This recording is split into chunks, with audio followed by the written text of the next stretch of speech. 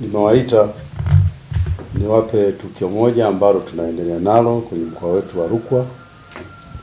Hili ni tukio la mauaji lililosababisha sasa tuwakamate mkuu wa shule pamoja na walinzi wawili wa shule ambapo wanatuhumiwa kumuua mwanafunzi wa kidato cha 4 shule ya sekondari Kagwa anayeitwa Novatus Mgeni mwenye miaka 15.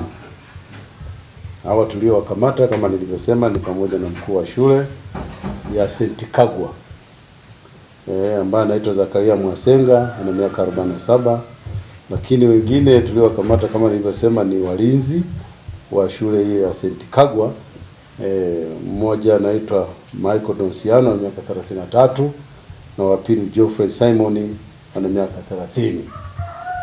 Hawa ni kwamba tarehe 23 mwezi wa 3 2025 majira ya saa 8 usiku watuhumiwa hawa waliwashambulia wanafunzi watatu kwa kuwapiga na waya wa umeme, na hii ilitokana na kuwatuhumu wale wanafunzi ambao wote ni wa shule ya sekondari Kagwa kwamba waliruka ukuta wakaingia kwenye shule ya sekondari St. Kagwa, na kwamba baada ya kuingia kwenye shule hiyo waliingia kwenye mabweni ya wasichana.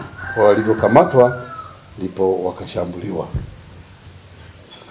na huyo mwalimu pamoja na hao wanafunzi.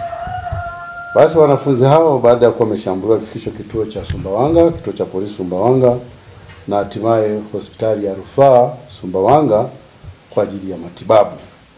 Wanafunzi wawili walitibiwa na kuruhusiwa, lakini huyu Novatus yeye hali yake iliendelea kuwa mbaya na hivyo akahamishiwa hospitali ya rufaa ya Kanda kule Mbeya ambako alifariki akiwa anapatiwa matibabu. Kwa hivyo tunalo tukio hilo la mauaji. Watu hao tunaendelea kuwashikilia wakati tunakamilisha upelelezi wetu.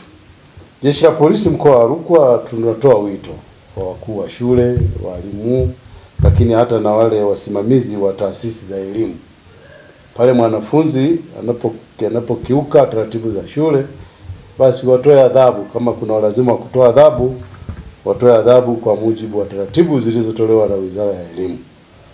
Wito wetu ni huo. Waandishi, na washukuru sana.